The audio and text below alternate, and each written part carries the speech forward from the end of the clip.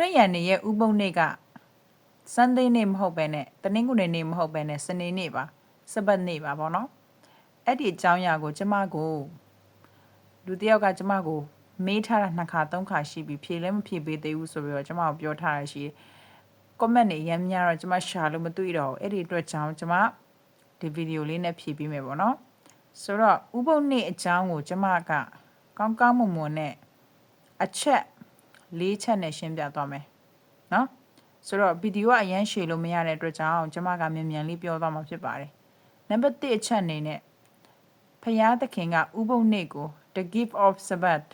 ဖယားသခင်ကအဖိုးတန်ဆုံးလက်ဆောင်အနေနဲ့ကျမတို့ပေးပါတယ်နော်ဖယားသခင်ကနံပါတ်1အချက်အနေနဲ့ဖန်ဆင်းရှင်ချင်းရဲ့အထိမ်းအမှတ်အနေနဲ့ဥပုံနေ့ကိုဖယားသခင်က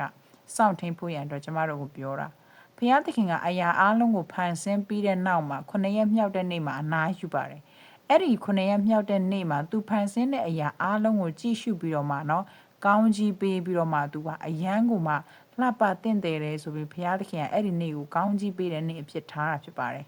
နော်ဒါကြောင့်စပတ်နေ့ဆိုတာတခြားသောနေ့တွေထက်ထူးခြားပြီးတော့ဘုရားသခင်ကိုယ်တိုင်အနားယူပြီးတော့ကောင်းကြီးပေးတဲ့နေ့ဖြစ်တယ်လို့ကျမ်းစာကပြောတာပါဝါဦးကျမ်းအခန်းကြီး22အခန်းကြီး2အငယ်1ကနေ3မှာပြောလဲဆိုတော့ဖျားသခင်ဒီမိမိပြုတော်မူသောအမှုအလုံးစုံတို့ကိုပြီးစီး၍9ရက်မြောက်သောနေ့၌ညင်ဝတ်စွာနေတော်မူ၏ထိုနေ့ကိုကောင်းကြီးပေးတန်ရှင်းစေတော်မူ၏တဲ့ထိုနေ့ကိုကောင်းကြီးပေးတယ်လို့ပြောတာဥပုံနေ့ကိုဖျားသခင်ကကောင်းကြီးပေးတယ်ပြောတာနော်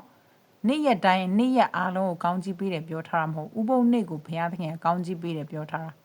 โอเคနံပါတ်2အချက်ကျွန်ဘဝကနေလွတ်မြောက်တယ်လွတ်မြောက်ခြင်း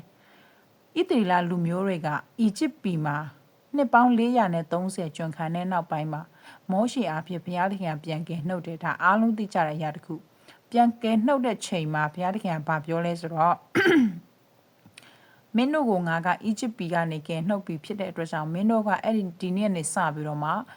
ငါရဲ့ဥပုံနေ့ကိုပြန်ပြီးတော့မင်းတို့သုံးရမယ်လို့ပြောတာဥပုံနေ့မှာဘုရားပြန်ရှိခိုးရတော့မယ်ဆိုမှဘုရားသခင်ကပြောတယ်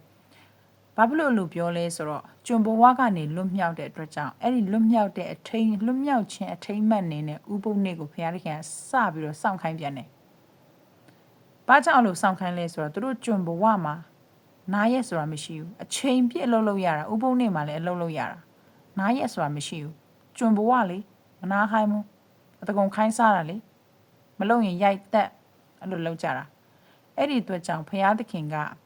သူတို့လုံးဝနှစ်ပေါင်း430လုံးကျွန်ဘဝမှာလုံးဝဥပုံနေ့မဆောင်ခဲ့ရအောင်မလွတ်လပ်ခဲ့ဘူးအဲ့ဒီအတွက်ကြောင့်လွတ်လပ်ခြင်းလွတ်မြောက်ခြင်းဆိုတဲ့အထိမ်းအမှတ်အနေနဲ့မင်းတို့ကလွတ်မြောက်တော်သူဖြစ်ပြီဆိုတဲ့အထိမ်းအမှတ်အနေနဲ့ဥပုံနေ့ကိုပြန်ပြီးတော့စောင့်ပါလို့ပြောတာဆိုတော့အဲ့ဒီအရာကိုဗမာရေးထားလဲဆိုတော့တရားဟောရာကျမ်းခန်းကြီး9အငယ်15မှာပြန်ပြီးတော့မှဖျားသခင်ကရေးထားတာဖြစ်ပါတယ်เนาะထို့ကြောင့်ဥပုံနေ့ကိုစောင့်ရမည်အကြောင်းသင်ဤဖျားသခင်ထာဝရဘုရားသည်သင်ကိုမိန့်တော်မူ၏လို့ပြောထားတာโอเคနံပါတ်3ချက်အနေနဲ့ဖျားသခင်ကကြွေးမွေးမယ်လို့ဂတိပြုတဲ့အရာเนาะနံပါတ်3ကဘာလဲဆိုရင်တောလေရာဣသရေလလူမျိုးတွေကအဲ့ဒီကျွန်ဘဝကနေလွတ်မြောက်ပြီးတဲ့နောက်ပိုင်းမှာတောလေရာကာလတစ်လျှောက်လုံးတောလေတယ်ဆိုတာသူတို့เนาะတွားရတယ်လေခရီးတွေနှင်ရတယ်လေအဲ့ဒီခရီးနှင်တဲ့ကာလတစ်လျှောက်လုံးမှာဖယားသခင်ကကောင်းကင်ကနေမနာမှုန့်နဲ့ဖယားသခင်ကကျွေးမွေးတာသူ့ရဲ့လူမျိုးတွေကိုနော်နေ့ဖက်မှာမိုးသိမ်အားဖြင့်ဖယားသခင်ကကာကွယ်တယ်ညဖက်မှာလအားဖြင့်ဖယားသခင်ကလမ်းပြပေးတယ်သူ့လူမျိုးကိုဘယ်လောက်ချစ်လဲဆိုတာပြီးကြတော့မှဗာလဲဆိုရင်သူတို့စားဖို့ရန်အတွက်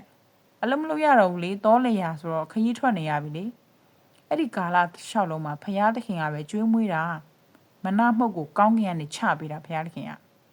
အဲ့ဒီမနာမှုတ်ကိုသူဣသရေလလူမျိုးတွေကကောက်စားတဲ့အချိန်မှာဟာဘာကြီးလဲမနာဆိုတာဘာကြီးလဲဒါကြီးကဘာကြီးလဲကောင်းလိုက်တာဆိုပြီးတော့เนาะသူတို့ကအယမ်းကိုမှဘုရားသခင်ကကောင်းကင်နဲ့ချပေးတယ်ဒါပေမဲ့တခုတော့ရှိတယ်မနာမှုတ်ကိုချပေးတဲ့အချိန်မှာ6ရက်9ရက်ပတ်လုံးမှာဘုရားသခင်ကเนาะမနာမှုတ်ကိုချပေးလာတယ်တရက်နေ့ကနေစပြီးချပေးလာတဲ့ချိန်မှာသူတို့တွေကိုမနာမှုတ်ကိုအပိုတွေမယူခိုင်းဘူးเนาะဒီနေ့ကောက်ပြီးမှစားနောက်တနေ့ကျရင်နောက်နေ့အတွက်ဘုရားသခင်ကပြန်ပြီးတော့အသစ်ချပေးမယ်เนาะအဲ့ဒီလိုနဲ့ဘုရားသခင်ကချပေးလာလိုက်တာ 6ရက်နေ့ရောက်တဲ့ချိန်မှာကျန်တဲ့ရက်တွေမှာအပူမယူခိုင်းဘူးဘုရားသခင်ကကျန်တဲ့ရက်တွေမှာအပူယူပြီးတော့တင်ထားရဲဆိုနောက်နေ့ဆိုပုတ်တယ်မနမှုတ်ကပုတ်တယ်ဒါပေမဲ့ဘုရားသခင်က6ရက်နေ့ရောက်တဲ့ချိန်ကျတော့ဗာပြောလဲဆိုတော့2ရက်စာကြူပြီးတော့မနမှုတ်တွေကောက်ပြီးမှတင်ကြလို့ပြောတာနော်2ရက်စာဆိုတာဘုရားသခင်က9ရက်မြောက်တဲ့နေ့ဥပုသ်နေ့ကျရင် तू နားတော့မှဖြစ်တဲ့အတွက်ကြောင့်မနမှုတ်ကို तू ကကောင်းကင်ကနေမချပေးတော့ဘူးနားလေလားမချပေးတော့အဲ့ဒီအတွက်ကြောင့်2ရက်စာကြူပြီးတော့ယူလို့ပြောတာတကယ်လဲဣသရေလလူမျိုးတွေက2ရက်စာမနမှုတ်ကိုကြူပြီးတော့ယူထားတဲ့ခါမှာနောက်နေ့မှာမနမှုတ်ကဥပုသ်နေ့ရောက်တဲ့ချိန်မှာကျတော့မနမှုတ်ကမပုတ်ဘူးကျန်တဲ့နေ့တွေမှာကအပူယူထားတဲ့လူတွေကနောက်နေ့ဆိုစားဖို့အပူယူတဲ့လူကပုတ်တယ်မနမှုတ်ကဥပုသ်နေ့မဟုတ်တဲ့နေ့မှာမနမှုတ်ကိုအပူယူမိတယ်ဆိုရင်နောက်နေ့စားဖို့အပူသိမ်းမိတယ်ဆိုရင်နောက်နေ့ရောက်ရင်မနမှုတ်ကပုတ်တယ်ဒါပေမဲ့ဥပုသ်နေ့ဘုရားသခင်ကမချပေးတော့ဘူးဥပုသ်နေ့မှာနားပြီးဒါကြောင့်6ရက်နေ့ကလေးကနေ2ရက်စာကြိုပြီးတော့ကောက်ထားဆိုပြီးတော့ဘုရားသခင်ကပြောတဲ့အရာကိုသူတို့ကောက်တဲ့လူကဥပုံနေ့ကြတော့အဲ့ဒီမနာမှုတ်ကမပုတ်ဘူး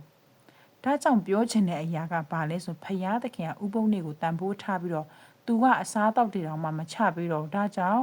ဘုရားသခင်ကကြိုပြီးတော့ကောက်ထားလို့ပြောတာဥပုံနေ့ကျရင် तू ကမနာမှုတ်ကိုမချပြီးတော့ तू နားတဲ့နေ့ဖြစ်ပြီဆိုပြီးမှဘုရားသခင်ကပြောချင်တာဖြစ်တယ်ဒါကြောင့်ဥပုံနေ့ကအရေးမကြီးဘူးလားဆိုကျမတို့လူသားတွေကိုလည်း तू ကအနားယူစေခြင်းနဲ့ကောင်းကြီးပေးခြင်းနဲ့သူနဲ့အတူတူမိတ္တဟာယဖွဲ့စည်းခြင်းနဲ့အဲ့ဒီရဲ့အတိတ်ပဲကိုသွားပြီးတော့တက်ရောက်တာပါနော်သိဖို့ကဒါကြောင့်နော်ဒါကြောင့်ဘုရားသခင်ကအလုံးမလုံးရင်တော့မှမင်းတို့ထမင်းမငတ်ဘူးဆိုတာပြောချင်တာ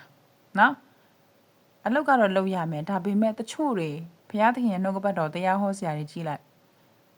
သူတို့မှမမေရရစီးပွားရေးလောက်တာမရှိပေမဲ့သူတို့ငတ်လားမငတ်ဘူးဘုရားသခင်ကနော်အမျိုးမျိုးသောလူတွေအသုံးပြုပြီးတော့သူတို့ကိုကျွေးမွေးနေတာဘုရားသခင်ကကျွေးမွေးနေတာဒါကြောင့်ကျမတို့ကအလုပ်လုပ်ရမယ်အလုပ်လုပ်မှစားရမယ်ဆိုတော့ခံယူချက်ကြီးကမှန်တဲ့လောက်မှန်ပေမဲ့ကျမတို့မလုံနိုင်တဲ့ချိန်တွေမှာလဲဘုရားသခင်ကကျမတို့ကိုကျွေးမွေးနိုင်တယ်ဆိုတဲ့အရာကိုဂရုတော်ပေးထားတာဖြစ်ပါတယ်โอเค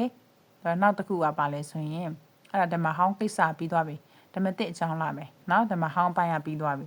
ရှင်တို့ကဓမ္မဟောင်းမဲ့ဆွဲရင်ဓမ္မဟောင်းမဲ့ပြောရလာအောင်မယ်ဆိုတော့ဓမ္မတစ်မှာသခင်ယေရှုကဥပုံနေ့တိုင်းမှာဗိမ္မာန်တော်မှာသွားတယ်သခင်ယေရှုကသူ့ကိုရရဆက်ဆက်တတ်တဲ့လူတွေကိုတောင်မှ तू က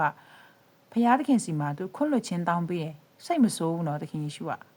သူ့ကိုကားတိုင်းမှာရရဆက်တတ်တဲ့လူကိုစိတ်မဆိုးခဲ့ဘူးဒါပေမဲ့သခင်ယေရှုကတခုတော့စိတ်ဆိုးတယ်ဘာစိတ်ဆိုးလဲသိလားဥပုံနေ့မှာဗိမ္မာန်တော်မှာသွားတဲ့ချိန်မှာဗိမ္မာန်တော်မှာရောင်းဝယ်ဖောက်ကားပြီးတော့မှဈေးတွေရောင်းကြနော်ဘုရားခင်ရဲ့ဗိမ္မာန်တော်ကြီးမှာစီးပွားရေးတွေလုပ်နေကြတာဘုရားကြောင့်တတ်မဲ့နေရမှာဘုရားဝတ်ပြုမဲ့နေရမှာမခန့်လေးစားလုပ်ပြီးတော့လုပ်နေတာဖြစ်သခင်ယေရှုကတွေ့တဲ့ချိန်မှာစိတ်တူပြီးတော့သူတို့ရောင်းနေတဲ့နော်သူတို့ရဲ့ဇပွဲတွေရောအကုန်လုံးဘုရားသခင်ကသခင်ယေရှုကအကုန်လုံးလှန်ပစ်လိုက်တယ်အကုန်လုံးမှောက်လဲပစ်လိုက်တယ်တချို့နေရာဗုဒ္ဓဘာသာတွေကျမတို့အဲ့ဒီနေရာမှာတစ်ချက်ပုံနေနဲ့ကျမတို့သခင်ယေရှုကအဲ့ဒီမှာဇပွဲတွေကိုသူတို့လှန်ချလိုက်တယ်သူများရဲ့ရောင်းနေတဲ့ဟာတွေပျက်စီးအောင်လုပ်တယ်ဆိုရယ်ပုံနေကျမတို့လာပို့တာအဲ့ဒါကဘာလဲဆိုဥပုံနေ့လေဘုရားသခင်ရဲ့ဘုရားကြောင့်ဗိမ္မာန်တော်ကြီးမှာဈေးတွေရောင်းနေကြတာအဲ့ဒီတော့ကြောင့်ဘုရားသခင်ကစိတ်ဆိုးတယ်သခင်ယေရှုကစိတ်ဆိုးတယ်နော်ဘာလို့လဲဆိုတော့ဥပုံနေ့ကို तू ဘလောက်တန်ဖိုးထားတယ်ဆိုတဲ့အကြောင်းကိုပြောချင်တာဥပုံနေ့တိုင်းမှာသခင်ယေရှုကအနာတွေငြိမ်းစေတယ်ကျမ်းမာစေတယ်မျက်စိကန်းတဲ့သူမြင်စေတယ်ဒါကြောင့်ဖာရိရှဲတွေကဘာပြောလဲဆိုတော့မင်းကပညာတရားချိုးဖောက်တာပဲဘာဖြစ်လို့မင်းကဥပုံနေ့မှာလူနာတွေကိုပျောက်ကင်းခိုင်းတာလဲဆိုပြီးမှသူတို့ပြောကြတယ်အဲ့ဒီချိန်မှာသခင်ယေရှုကဘာပြောလဲဆိုတော့မာကုအခန်းကြီး3အငယ်4မှာဥပုံနေ့၌ကောင်းသောအမှုကိုပြုအပ်တယ်လို့မကောင်းသောအမှုကိုပြုအပ်တယ်လို့တဲ့အသက်ကိုကယ်ရမလားဒါမှမဟုတ်တတ်ရမလားလို့သူပြောတာဒါကြောင့်ဥပုံနေ့ကိုဘုရားသခင်ကလည်းကောင်းချီးပေးသလိုသခင်ယေရှုကလည်းဥပုံနေ့မှာဒိုင်းမှာအနာငြိမ်းစေတယ်ဆိုတဲ့အရာကဥပုံနေ့ဟာထူးခြားတဲ့နေ့ဖြစ်တယ်ဆိုတာကျမတို့သိရမှာဖြစ်ပါတယ်ဆိုတော့ကျမဗီဒီယိုအရင်ရှေ့လို့မရတဲ့အတွက်ကြောင့်ပေါ့နော်ဆိုတော့ဥပုံနေ့ဟာဘုရားသခင်အလေးထားတဲ့နေ့ဖြစ်ပြီးမှသခင်ယေရှုကလည်းဥပုံနေ့တိုင်းမှာကျမ်းမာစေတယ်ဆိုတဲ့အရာကဥပုံနေ့ကိုကောင်းချီးပေးတယ်ဆိုတာပြောချင်တာဖြစ်ပါတယ်ဆိုတော့ thank you ပါဒါတော့ပါပဲ